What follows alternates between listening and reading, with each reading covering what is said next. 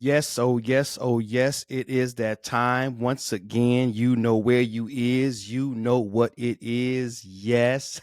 Welcome, come on in. This is the I Am the Possible podcast experience. Yes. This is the place where possibilities become perspective, guys. Welcome into the space and into the place. You know what it is. You know what time it is. I'm so excited, guys, to be with you once again this week. Today, we are talking about coming alive. There are many of you who are living. Yes, you are breathing. Air is moving in and out of your lungs. You are living. Yes, indeed. But the question is, are you alive? Guys, today we're talking about how to discover your purpose, how to discover your fire, how to discover your passion, how to discover your zeal, how to discover your design for living a life that you enjoy living, right? How do you discover what God has designed you to do, to be, to have? Yes, that's what it's all about, man. Not just existing, but truly experiencing this life. If this is your first time joining, your first time tapping in, I is your host, Treveal C.W. Lynch, Mr. What? And I am here to show you, help you to see what makes it possible for you to be what you desire to be, do what you desire to do, have what you desire to have. It's my job. It's what I'm here for. It's what I'm made for. And so, guys, let me just open up, man, with my favorite quote. It is official, ladies and gentlemen. It is now my favorite quote of all times. Not to say that it'll be my favorite quote forever, but it is my favorite quote for now. And if you are watching on the tube, and you should be watching on the tube, I am going to share my screen, and I'm going to not only share this quote verbally, audibly, but I'm going to put it up on the screen. So you should be watching on the tube. And if you're not watching on YouTube, just head over to YouTube. I am the possible. No spaces. I am the. Don't forget the possible. And go ahead and type that in. Find my channel, subscribe, hit that notification bell so that you are notified each and every time I share new content, which is every single week. All right, guys, let me share my screen with you guys. Here, let me see. I should be able to share it right here. All right, check it out. This is it right here. Christian mystic Howard Thurman says, don't ask what the world needs. Excuse me. I'm going to say that one more time. Don't ask what the world needs. Ask what makes you come alive and go do it. Because what the world needs are people who have come alive. Don't you just love that? Isn't that such a powerful idea? Many of us, we, especially in business, we like to say, what is the market demand? What does the world need? How can I fill a gap? How can I supply some sort of demand, right? And that's all well and good. All of those concepts have their space and their place in business, especially in corporate America, in retail, things such as that. But when it comes to you finding your purpose, especially as a Christian, right? And I'm going to be diving more into this in just a moment, but especially as a Christian, we exist in circles. We go to churches, we're in small groups, we're in community where we see people thriving in the gifts that God's given them, thriving in the talents God's given them. And sometimes we can get down on ourselves. Sometimes we can question whether or not we have that same value, whether or not God's going to use us for anything great. And sometimes we can get into these comparisons. We can get really caught up in looking at what others are doing and marveling at what they do. Maybe they're on a stage and they're singing on Sunday, or maybe it's the preacher, right? And they're up and they're able to articulate a message so powerfully and so wonderfully. And you compare yourself because of the very thing that I want to talk about today. You haven't discovered your design. You're looking at other people's design. You're comparing yourself to what other people are doing. And it's not that they have more value than you. It's not that they're more important than you. It's not that God's blessed them and anointed them, but God's left you out in the cold. That's not the facts. That's not the truth. That's not the case. What the case is in most cases, just like me, I ain't no different. My life didn't catch fire in the way that it's caught fire now in terms of purpose and passion and zeal and dreaming and having visions, right? I didn't get all of that until I discovered my design, until I started getting some clues, right? Some pieces to the puzzle, baby.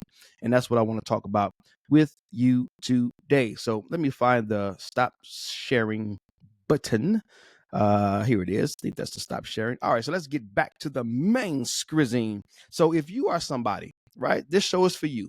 You are the person that you are a Christian, and maybe you're not a Christian. I don't know, right? Doesn't have to be a Christian, but you are a person who is desiring more purpose, more meaning in your life. You're existing, right? You're breathing, but you know there's a different level to this thing. There's something that you're missing out on. You're not living. You're living, but you're not alive, right? It's that passion, that zeal. You're the person that the alarm has to wake you up in the morning. Like, you go to bed at night, you set your alarm, and if you don't hear that alarm, then you're going to sleep until the sun starts breaking through the window or something like that, right? It's like you need that alarm to wake up. But you know that there is a life that exists, a life that is possible, a life that is accessible. Somewhere within you, you just know that there's more to this, that God has more for you. It's that little unction inside that says, man, okay, I'm doing okay, I'm getting by, but I'm tired of just getting by, right? In financials, they talk about paycheck to paycheck, right? It's like you're living a paycheck to paycheck life, right? Maybe it's not your finances, but it's like you're just barely getting by in life, and your vision isn't waking you up. Your dreams aren't waking you up, right? There's nothing that you're getting up to, and you're just doing life, and you're just at a point where you're like, yo, man, I'm tired of just doing life. I'm tired of going to church, listening to a message, hearing how good it is, and then going home and everything's the same. I'm tired of going to my small group, sitting around in a circle, praying and talking about how good it's going to get one day, someday, but nothing seems to be changing.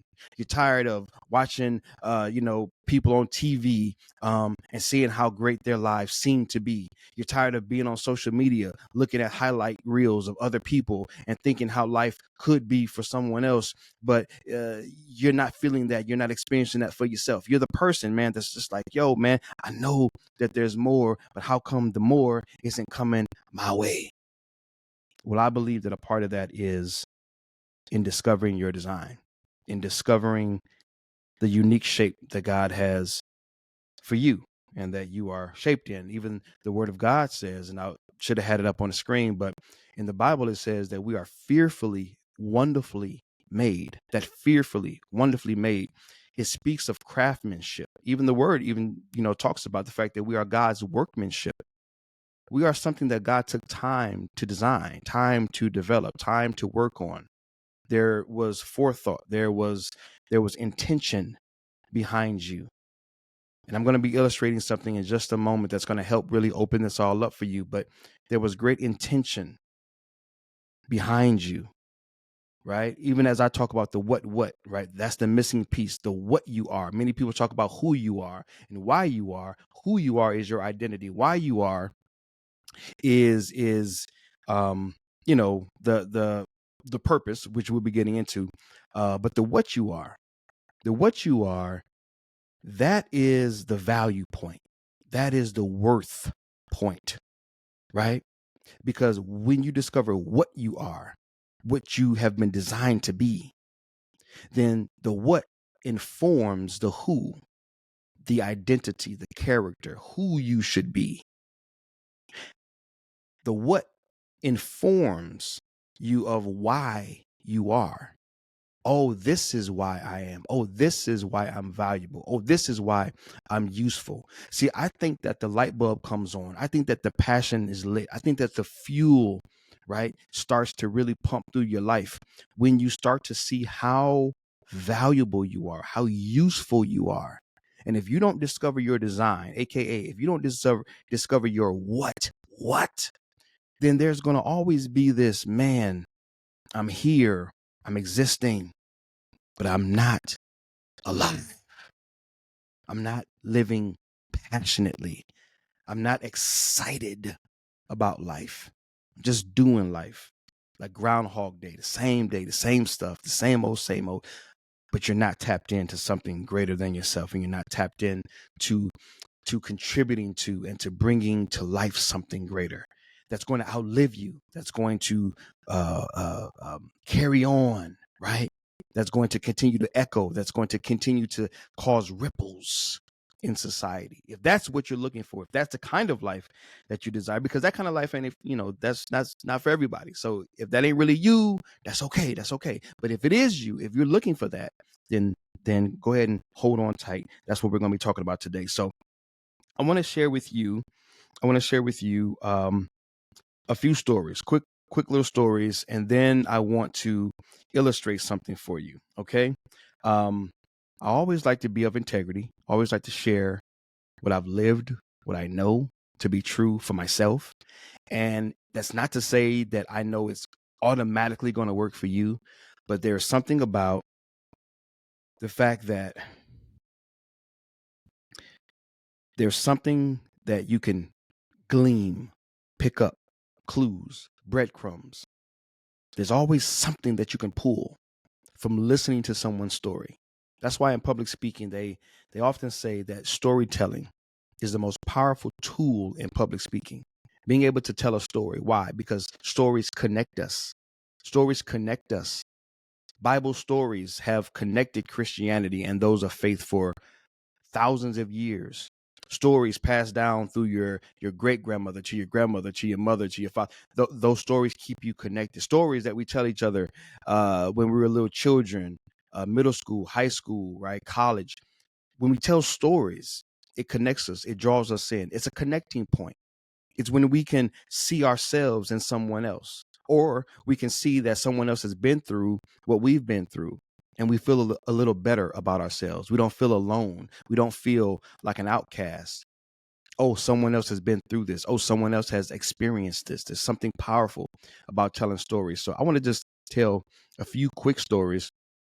Not going to take up a ton of time with this, but I just want to share a few quick stories of how I discovered my design, right? We're talking about discovering your design. So I want to share with you how my design was discovered. I want to share this first one, and I've told this one a million times. Pastor Eric Brown, back in, I would say 2001, 2002 or so.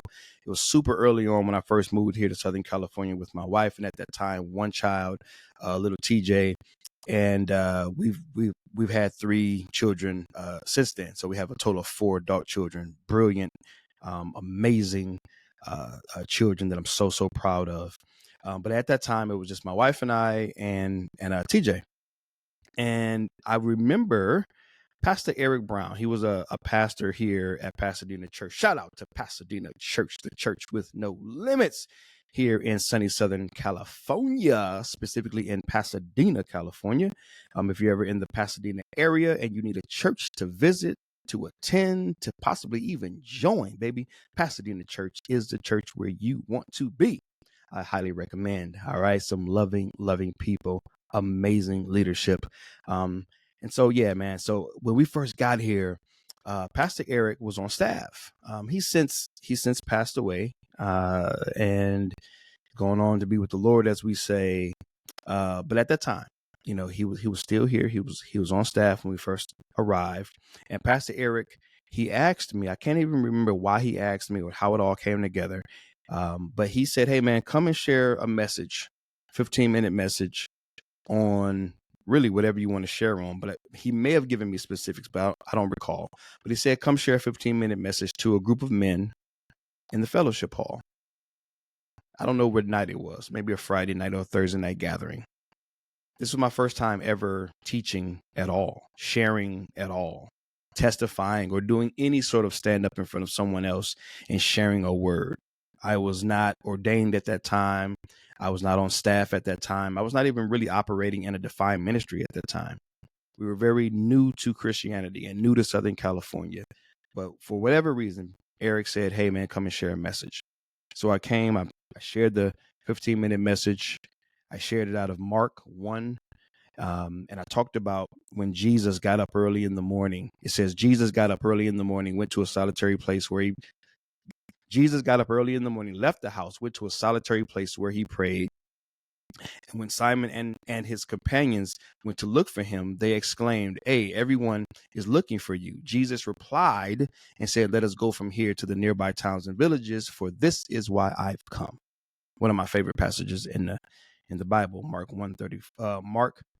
1 verses 35. And so that's kind of when the story started.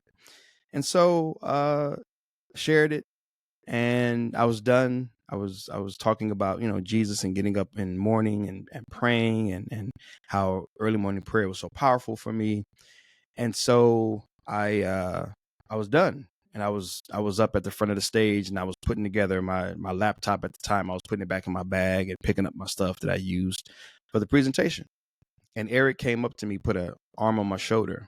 He looked me in the eye and he said, Treveal, you are a teacher. 5 words that changed my life. Treveal, you are a teacher. He told me what I was. That was the beginning of, I didn't know it at the time, but that was the beginning of the what, understanding what I am. Because many times we're at a surface level. What are you? I'm a man. What are you? I'm a woman. What are you? I'm a Christian. What are you? I'm a whatever. Very surface level. But there is a what to you. The what is the what you are. Essence, what you are, God-like image, what you are, right? What God created you to be in the form of a contribution to the betterment of our society. The what? That's where the worth comes from. That's where the value comes from. That's where the contribution comes from. That's where the passion comes from, baby. When you know your what? Because that's something God gave you. God's not going to take it away, right? My gifts are without repentance, says the Lord. And man cannot corrupt it. Man can't take it away. Nothing man can do can remove it. It's going to be with you, whether you use it or not, whether you use it for good or for evil. You got it. And so for me, one of the what's was I'm a teacher. I'm an educator. It's what I am. I am a communication channel. You can't take that from me. I'm going to communicate effectively. It's not my fault. I didn't give it to myself. God did that. And here's the good news, ladies and gentlemen. God gave you a what. You have a what. And if you don't know what your what is, that's why you don't know your worth, right? Like I always say, know your what, know your worth. If you don't know your what, you don't know your worth. So you're walking around feeling less than, right? Comparing yourself and getting down on yourself is because you haven't been established. You haven't been rooted in your what. But you get that what going, baby. And can't nobody tell you nothing about your value.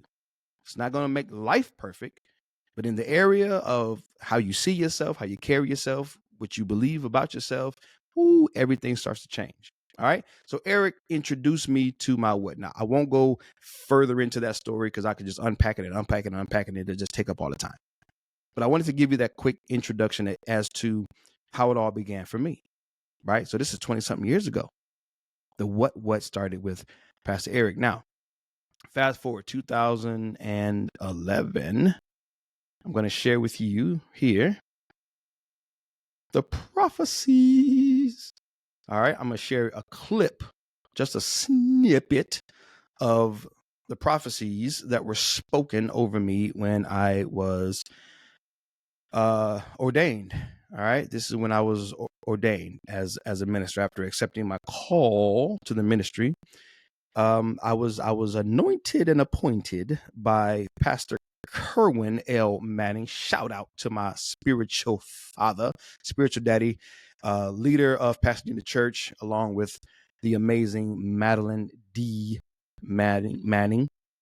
And so he spoke a word, and then also Bishop Gideon Thompson, which I'll be sharing in just a moment. Church Without Walls International out of Boston, Jubilee. Shout out to Jubilee. Shout out to Boston. And he spoke a word over me as well. All right. Now, again, I'm just sharing these stories because it just helps to illustrate and helps to kind of take you back to kind of how it all began for me. So Eric spoke over me in 2001, 2002-ish. Okay, 9, 10 years later, here I am being ordained. And so Pastor Kerwin says, this is a snippet of what he said. We thank you, Father, for the calling to do, here it is, to do a work unusual, an unusual work, a work not defined in the textbooks, one that you cannot find a job description for. That was what he saw. That's what he heard as he laid hands on me, as he anointed me with oil on the day of my ordination. A work unusual. I've come to understand what that looks like and what that is, and I'm continuing to develop and fine tune what that is. Just to give you a sneak preview of what that is without going too far into it, God's given me a great vision in terms of what I am to present and work in and work through and present to the body of Christ and to the world at large. It's really looking at the Word of God as a foundation, but then also empowering people through intrapersonal communication skills. There's a psychological component. There is an emotional, intelligent component. There is a understanding and a thorough knowledge of how we operate and how the mind and how the brain works. Synchronizing that with solid, rooted theology, and then blending that with philosophy. I don't know if you ever have understood this or not, but we're all philosophers. We're all philosophers. All the word philosophy means is a love of words. That's what it means in the original language. A love of words.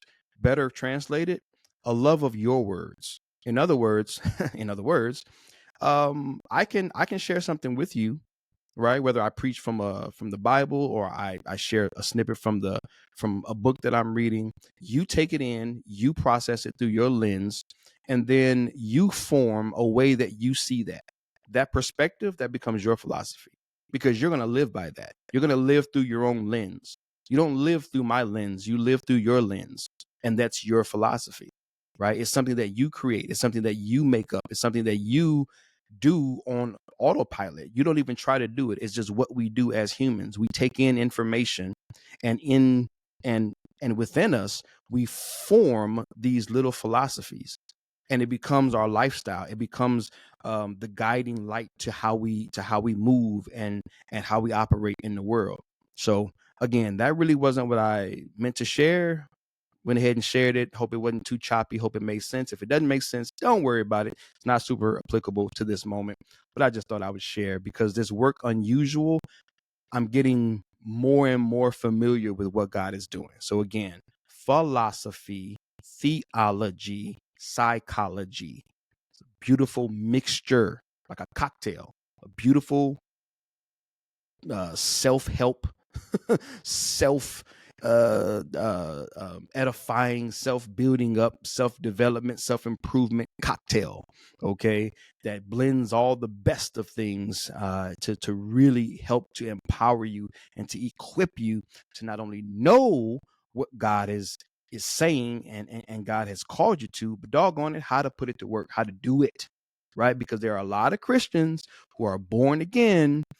You're going to church, you're sitting in the pulpits, you're sitting in the pews, you're sitting in these groups, you're doing the thing, you're in the ministry, you're on the mission field, but there is a void within you, man. There is a void within you, man, and you don't know what it is, and your life is not on fire yet.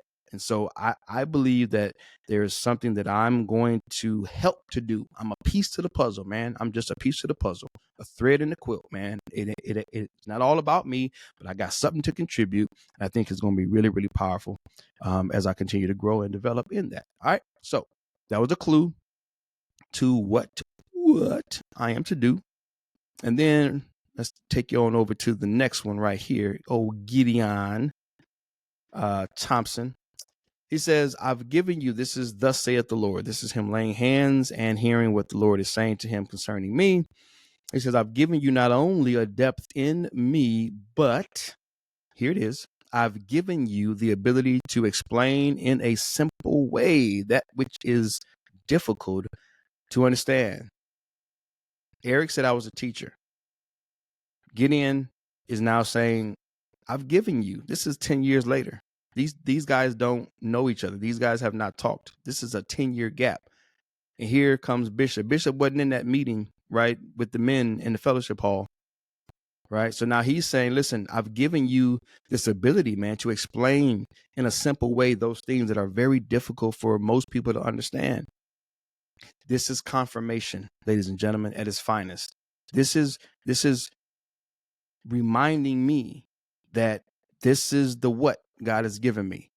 I am able to communicate effectively. I'm able to share a message that is usually on things that confuse people, make people maybe frustrated and kind of worn out emotionally.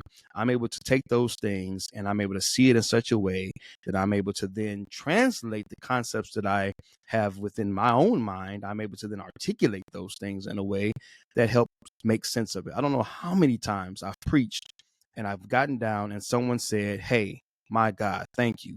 You made that make sense. I don't know how many text messages. I don't know how many emails. I don't know how many times someone has told me and expressed to me, I love you preaching. I love you teaching because you make it make sense. I'm not bragging. I'm just letting you know that the evidence will follow you when you tap into your what. People will tell you things will happen. God has a beautiful way of reassuring you of what he's done and what he's given you to do when you tap into it. For me, it was Eric. For me, it was Pastor Kerwin. For me, it was Bishop Gideon Thompson. For you, it might be me. I'm just being honest. Like you listening to this episode right now, you watching this episode, for you, it might be me. It doesn't matter who introduces you to it. It doesn't matter how you get to it. It just matters that you get it. Okay?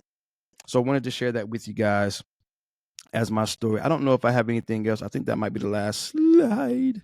Yes, it is. Okay, cool. So I'm going to stop sharing and I'm going to get on back to the main screen. All right, guys. So I'm going to share something really quickly here that will help bring it all together. And then I want to give you a CTA call to action. That's right. Do something with this information.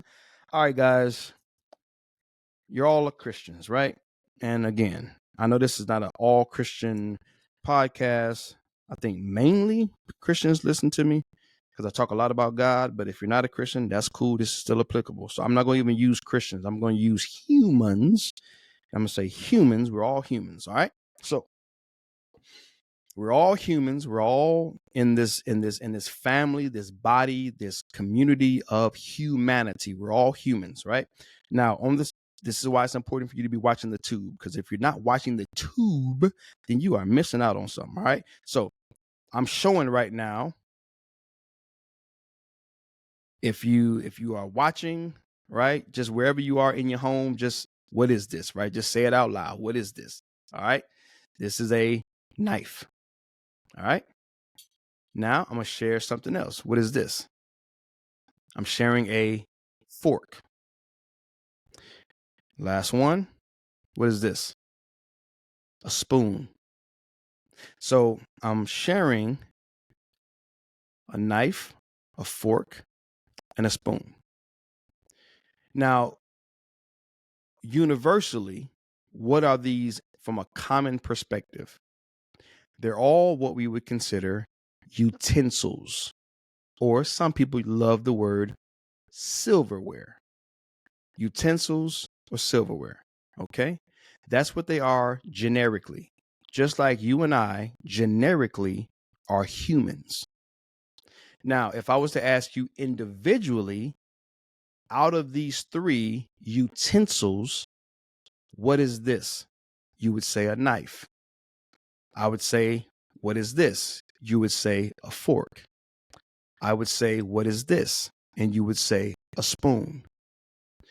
Here's the deal, and this is where I want you to lean in. If I said, hey, what's your favorite breakfast? And your answer was cereal. Because this isn't a live broadcast, I'm just playing along. You just play along with me, even if you're listening. If I said, what's your favorite breakfast? And you said cereal. And I said, what's your favorite cereal? And you said, I don't know, Lucky Charms. I said, okay, great. Go get a bowl. Let's get the bowl of cereal going. All right. You get the bowl, you get the cereal, you get the milk. And now it's time for you to get a what? A utensil. Out of these three, which would you grab? Would you grab the knife? No? You wouldn't grab the knife? How come? You answer the question. Why wouldn't you grab the knife? It's a utensil, right? Or how about the fork? Would you grab the fork? No? You wouldn't grab the fork? How come?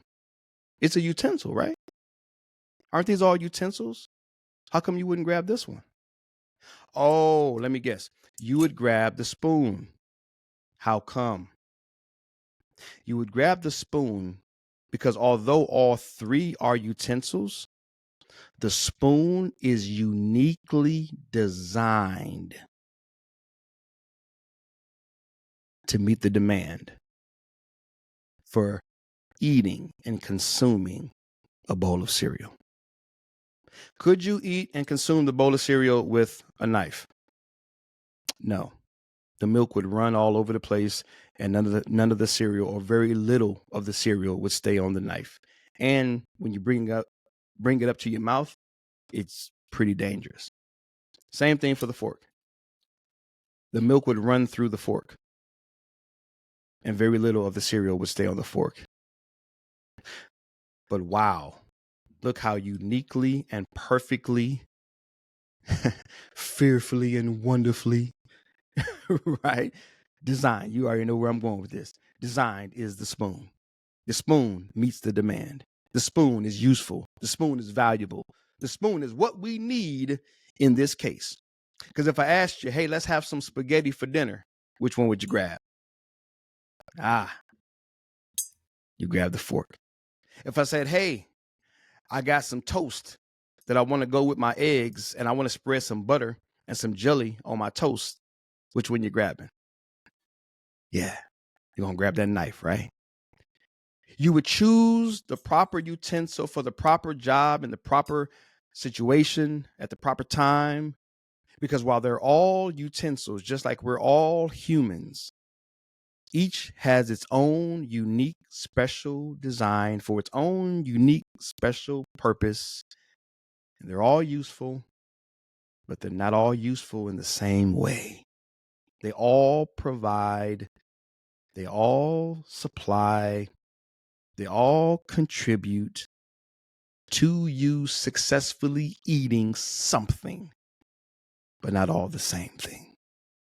In the same way, you, my friend, are uniquely designed to do what you're supposed to do. It's the what? Surface level, we're all utensils. That's what you are. You are a utensil. But the what is I am a knife meant to cut. I am a fork meant for forking, right? Stabbing and twisting the pasta and picking up. You get where I'm going. Come on, work with me, baby. And I am the what level, the spoon, meant, designed for, purposed, for scooping ice cream, cereal, whatever it is, yogurt. We don't even think about this. We go straight to the cabinet and we grab the proper utensil for the meal that we're enjoying. We don't even think about it. Why don't we apply that same truth to ourselves?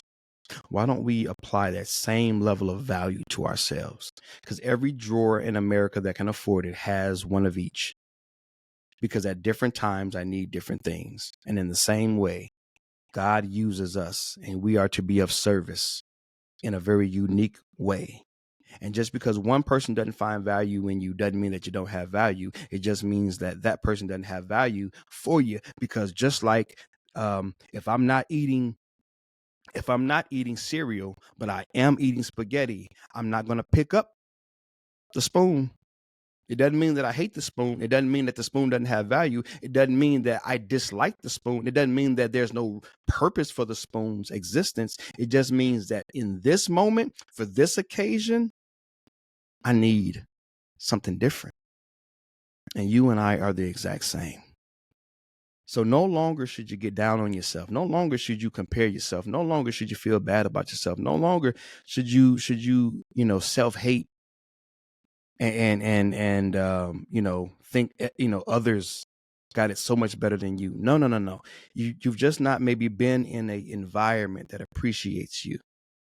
Maybe you just haven't been around people that have found use for you. Maybe you are a spoon, but you hang around spaghetti eaters all the time. Maybe you're a fork, but you hang around yogurt eaters all the time, right? Maybe you're a knife, right? But you're always, I don't know, hanging around pizza lovers, right? They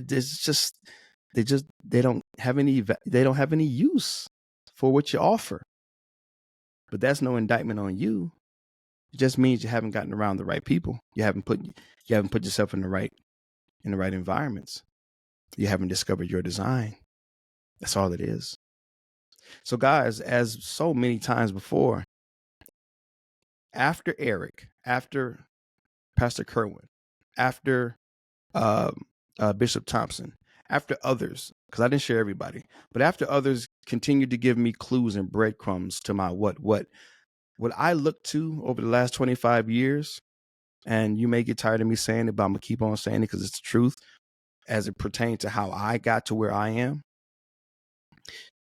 I did assessments. I did so many assessments, spiritual gifts, strength finders, working genius, right? The Carl Jung personality test, the DISC personality test, all of these different assessments that I've used over the years and that I have put together. And you can find the link down below in the description. If you're watching or if you're listening, these links are in the description. Take the assessments. I've created resources that you can tap into. I have a resource called Finding Direction for Your Life. I have a free master class, right? What's my worth? Remember the what. Discover your what. Discover your worth. The master class. Click the link. Click the link, man. These are resources that I have taken time to develop, to present to you, to offer you the same thing that I used to build my confidence, to build my clarity, to build my courage, to walk in what I am. And over the years, little by little, right, I've been able to be everything, right, that I've wanted to be, right? Doing the things that I wanted to do, having some of the things that I've wanted to have. Sure, there's always going to be some more. There's always going to be more. Life is progressive. Life is evolving. Life is expanding. There's always more. You never arrive. This is not about arriving.